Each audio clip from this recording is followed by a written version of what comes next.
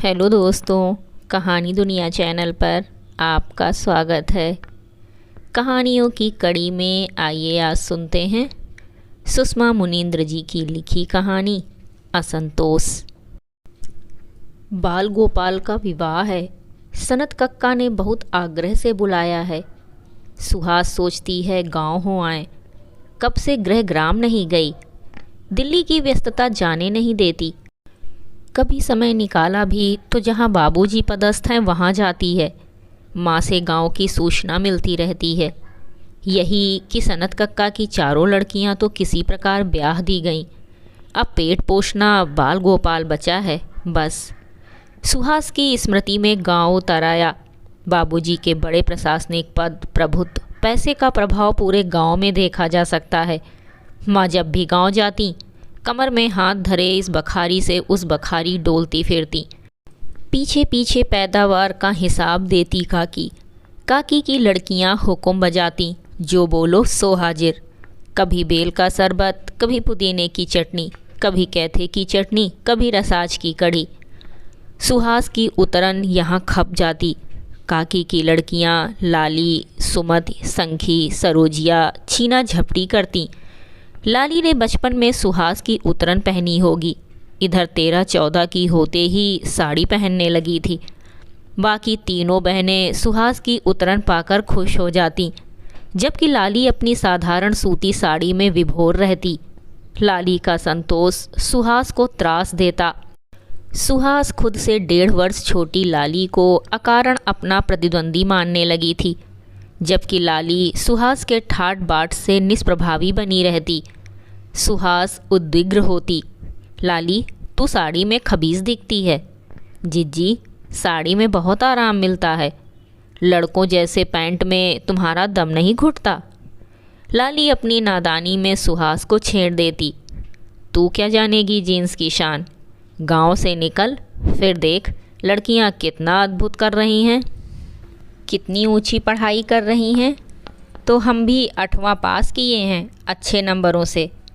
तेरे लिए बहुत है, तुझे घर गृहस्थी ही तो संभालनी है। लड़की जात तो घर गृहस्थी ही देखती है जिज्जी।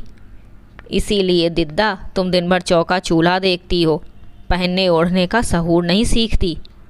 जिज्जी, तुम कपड़ा लत्ता दे देती हो, हमारा दारिद्र्य छिपा रहता है, वरना। संखी की बात सुनकर सुहास के मुख पर विजयी भाव छा जाता। 2 खेमे बन जाते। लाली अकेली, सुहास की ओर सब। सुमति, संखी, सरोजिया सब सुहास को घेर कर शहर के किस्से पूछती। जिज्जी, शहर के किस्से सुनाओ। शहर की लड़कियां तुम्हारी तरह सुंदर और होशियार हैं। जिज्जी, तुम कार चला लेती हो, फटफटी भी। सभी लड़कियां घड़ी बांधती हैं। हाँ, मैंने नई घड़ी खरीदी है, पुरानी मुझे पसंद नहीं थी, तुम लोगों को दे दूंगी। सुहास तिरछी नज़रों से लाली को टोहती, शायद आग्रह करे कि इन लोगों को कपड़े मिल गए हैं जिज्जी, घड़ी मुझे देना। पर लाली आग्रह न करती। सुहास की कनपटी गर्म होने लगती। वो अभिमानी लड़की अपनी सीमा में तुष्ट है या तुष्ट दिखने का ढोंग करती है। इसे कभी मेरे जैसी सुविधा संपन्नता पाने की चाह नहीं होती। मेरे ठाट बाट से डाह तो हो सकती है। फिर सुहास जब लाली के ब्याह पर गांव आई तो तुष्ट थी कि ये अपरी चेहरा अब नज़र नहीं आएगा। काकी हुलस कर माँ से बता रही थीं, भौजी बड़ा अच्छा घर परिवार मिल गया है, माँ बाप और 2 भाई हैं। बस गांव में खेती बाड़ी है, कस्बा में पक्का मकान और निजी आटा चक्की है। लड़का कॉलेज में पढ़ता है, अच्छे नंबर से पास होता है। अपने दहेज के सामान को देखकर लाली लजाए भाव से सुहास से बोली, देखो ना जिज्जी, अम्मा हमारे लिए क्या क्या सजाए बैठी हैं। पलंग, रजाई, गद्दा, रेशमी चादर, टीवी, टेबल फैन, बर्तन, गहने। उन क्षुद्र सामग्रियों को देख सुहास ने कहकहा लगाया था, लाली, जब मेरा ब्याह होगा ना, तब देखना दहेज किसे कहते हैं। बंगला, गाड़ी, फर्नीचर, गहने और ना जाने क्या क्या। सुनकर लाली चौंकी तक नहीं थी। शहर में ये सब देना पड़ता है जिज्जी, यहाँ गांव में नहीं चलता। सुहास का जी चाहा लाली के बाल नोच डाले। कोप मंडूक कहीं की, अपने आगे किसी को कुछ नहीं समझती। शहर देखा होता तो जानती कि दुनिया कितनी बड़ी है।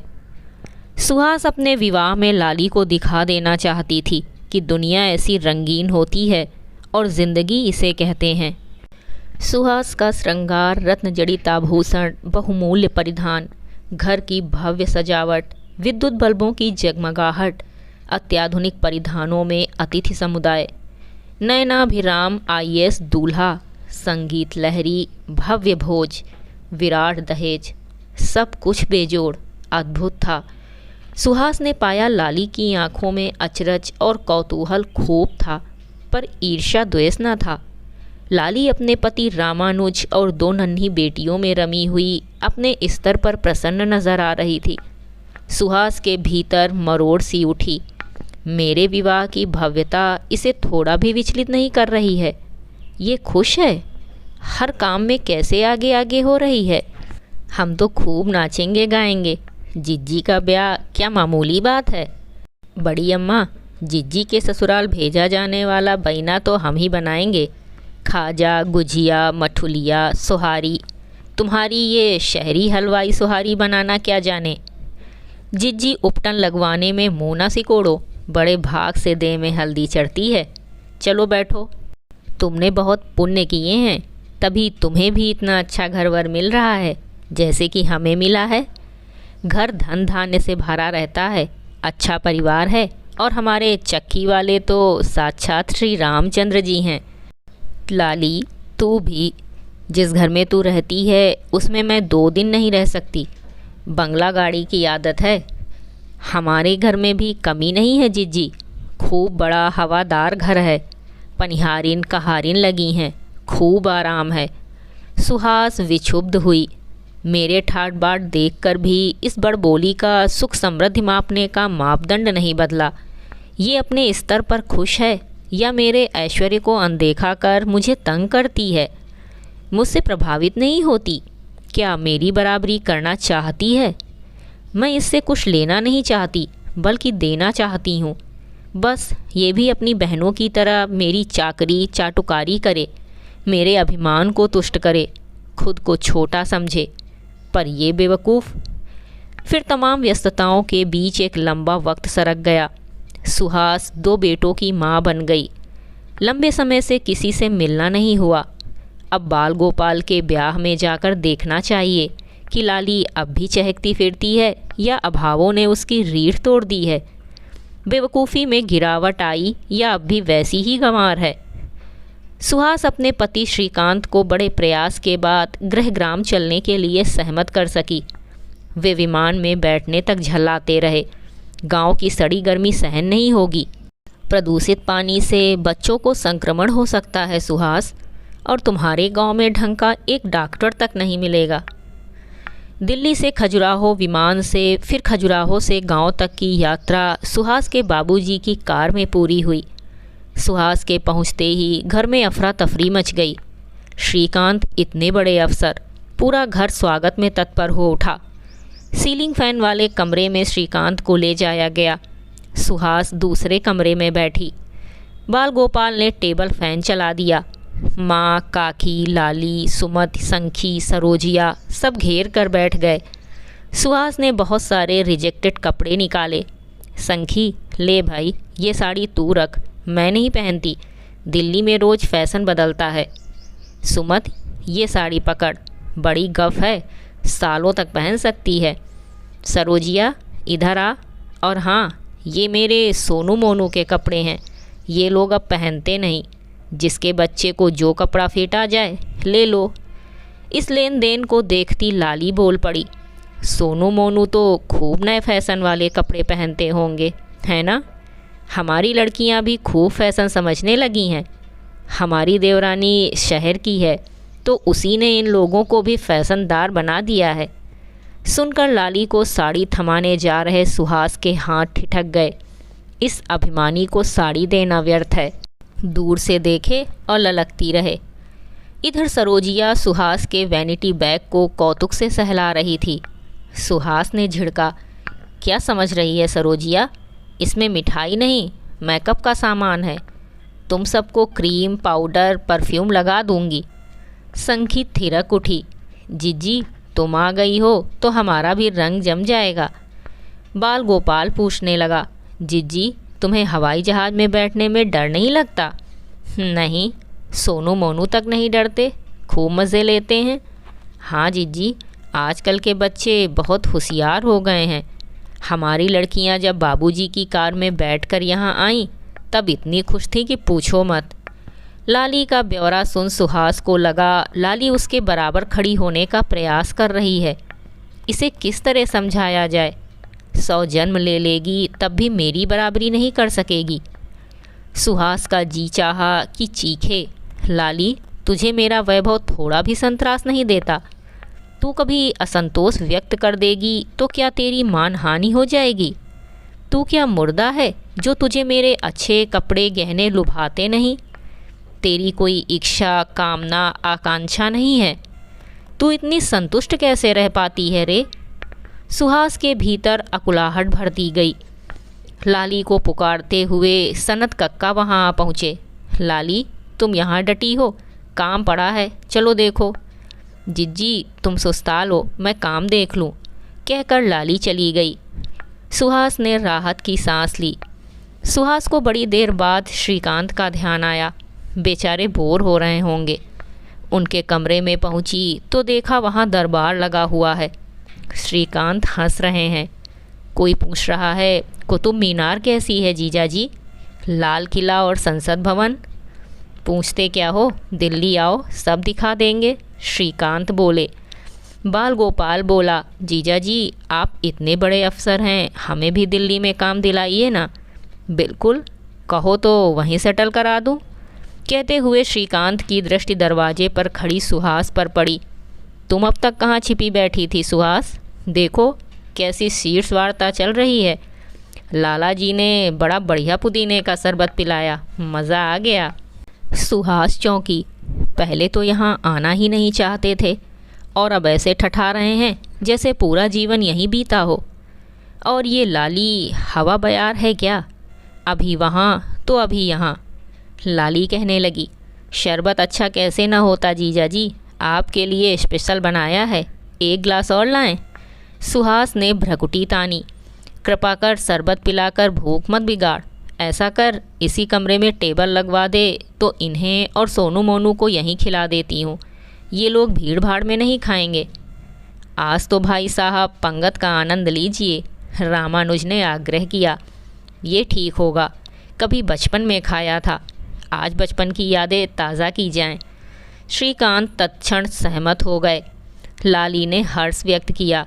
ये हुई ना बात, पंगत की व्यवस्था हो रही है। पंगत की छटा देखकर सुहास मूर्छित हो रही थी। बता बता कर थक गई। हम लोग डाइनिंग टेबल पर कांटे चम्मच से खाते हैं और यहाँ श्रीकांत पंगत में बैठकर दोना भर कढ़ी सरबोट रहे हैं। स्नैक्स प्रेमी सोनू मोनू सुहारी और पिसी शक्कर हजम कर नाक काटे डाल रहे हैं। लाली खूब आग्रह कर करके श्रीकांत को खिला परोस रही है। सुहास को लगा वो अपने परिवार पर से अपना नियंत्रण खो रही है। तभी लाली मानो उसको उकसाती हुई बोल पड़ी, जीजी, तुम कहती हो सोनू मोनू खाते नहीं, देखो कितने प्रेम से खा रहे हैं। सुहास को लगा कि लाली कटाक्ष कर रही है। तुम भी तो यही अन्न खाती हो जीजी, फिर बात व्यवहार में अहंकार क्यों, बनावटीपन क्यों? पढ़ लिख कर आदमी क्या यही सीखता है? उत्तर श्रीकांत ने दिया। लाली जी, दिल्ली में ये चटपटी कढ़ी नहीं मिलती, इसीलिए भूख नहीं लगती। लाली बोली, हम तो डर रहे थे जीजाजी कि आपको यहाँ का खाना पसंद भी आएगा या नहीं। हाँ, खाया तब पता चला कि जो स्वाद और सौंधापन इस खाने में है वो निराला है। चलो, खाना तो बहुत खा लिया, अब एक अच्छा सा पान खिलाओ। अभी आपके लिए स्पेशल बीड़ा बना कर लाते हैं। सुहास को एकाएक लगने लगा श्रीकांत लाली में रुचि ले रहे हैं। वो सोचती थी कि श्रीकांत अगले ही दिन ऊब कर वापस चल देने की बात कहेंगे और ये तो यहाँ ऐसे रम गए हैं कि विश्वास नहीं होता। श्रीकांत सचमुच रम गए थे। पिकनिक सा आनंद आ रहा था। रामानुज के साथ खेत खलिहान अमराई देखने गए। दुलदुल घोड़ी के नाच पर विभोर होते रहे। लाली और अन्य स्त्रियों के गीतों पर वाह वाह करते रहे। सुहास को ना जाने क्यों अपनी माया काया फीकी लगने लगी। सारा अभिमान दबदबा इस 2 टके की लाली के समक्ष व्यर्थ हो रहा है। बिना किसी विशिष्टता व उपलब्धि के ये लड़की उसे पराजित किए जा रही है, और वो तमाम माया काया के बावजूद पूरे परिवेश से अलग थलग पड़ गई है। वापसी का दिन श्रीकांत बीच आंगन में रखी खटिया पर बैठे हैं। घर की स्त्रियां नए रुमाल में 10, 20, 25 रुपए बांधकर श्रीकांत को दे रही हैं। श्रीकांत के मुख पर तरावट का भाव है, मानो कह रहे हों परंपरा और संस्कृति गांवों में आज भी जीवित है। सुहास तनाव में है। श्रीकांत कैसे हाथ बढ़ा बढ़ा कर रुपए लिए जा रहे हैं। मालूम होता है कभी रुपए देखे ही ना हो। श्रीकांत को समझना चाहिए कि पसरे हुए हाथों को देखने में जो आनंद है वो हाथ पसारने में नहीं। छी, कितना भोड़ा प्रदर्शन कर रहे हैं ये। और ये लाली श्रीकांत को स्त्रियों का परिचय इस तरह दे रही है जैसे सबकी मंत्राणी यही हो। चलते समय इसके मुंह पर कुछ रुपए मारने होंगे, तभी इसका घमंड दूर होगा। सुहास बैग से रुपए निकाल कर आई तो देखा लाली सोनू मोनू के हाथ में 100-100 रुपए रख चुकी है। ये क्या कर रही है लाली? सुहास ने आपत्ति की। बच्चों को कुछ देना मेरा हक है जिज्जी। 4 दिन में ये दोनों ऐसे घुल मिल गए हैं कि इन्हें छोड़ने को जी नहीं चाहता। कहते हैं ना, मूलधन से सूद अधिक प्यारा होता है। लाली की बात पर श्रीकांत हंस दिए। लाली जी, मैं मूलधन हूँ या सूद? आप तो दोनों से बढ़कर हैं जीजा जी। आपको देखकर जाना कि शहर वाले भी हम गांव वालों जैसे सीधे सरल हो सकते हैं। लाली की आंखें भर आईं। तो ये लड़की श्रीकांत को अपने स्तर का समझ बैठी है। ये सुखी संपन्न संतृप्त दिखने का दंभ छोड़ती क्यों नहीं? सुहास का जी चाहा कि सोनू मोनू के हाथ से रुपए छीनकर लाली के मुंह पर मारे।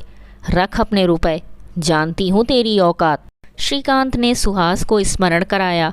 सुहास, बच्चों को कुछ दो। ओह हाँ लाली, तेरी लड़कियों का नाप मालूम नहीं था, इसीलिए कपड़े नहीं लाई, खरीद लेना। सुहास की उंगलियों में 500-500 के 2 नोट दबे थे। नहीं जिज्जी, तुम लोगों ने आने का समय निकाला, हमारे लिए यही बहुत है। कहते हुए लाली की डब डब आंखें बरस पड़ने को हो आईं। लाली जी रख लीजिए, मुझे अपना मानती हैं ना? देखा, मैंने भी तो रुपए रखे हैं ना। मैं मानता हूँ कि ये रुपए नहीं बल्कि देने वाले के स्नेह होते हैं। ले लो, मीठी याद लेकर जा रहा हूँ, उत्साह बना रहने दो। श्रीकांत के आग्रह में अपनत्व है, स्नेह है, खुद को सर्वश्रेष्ठ और दूसरे को निकृष्ट सिद्ध करने का अहंकार नहीं है। आपने जीजा जी ऐसी बात कह दी है कि लाओ जिज्जी। कहते हुए लाली ने रुपए ले लिए। सुहास को लगा लाली ने उसके कहने पर रुपए ना लेकर उसको खारिज कर देने की कोशिश की है। इस लड़की को कभी कोई चाह क्यों नहीं होती, कभी कोई असंतोष क्यों नहीं व्यापता? मुझे तो आज भी एक चाह है, पता नहीं क्या पाने की। सुहास को पहली बार लगा कि लाली के पास बहुत कुछ ना होते हुए भी शायद सब कुछ है, और उसके पास सब कुछ होते हुए भी शायद कोई कमी है, कोई असंतोष है। हाँ, शायद लाली के संतोष का असंतोष। आते रहिएगा जीजा जी जिज्जी। लाली की आंखों से आंसू कपोलों पर बह आए। धूल उड़ाती गाड़ी चल पड़ी। लाली काले धुंधलाते धुएं को देखती खड़ी थी। उसे अब भी मालूम न था कि उसकी सर्वश्रेष्ठ सर्वसंपन्न सुहास जिज्जी को कोई असंतोष है। ये थी सुषमा मुनीन्द्र जी द्वारा लिखी कहानी असंतोष। कहानी सुनने के लिए धन्यवाद।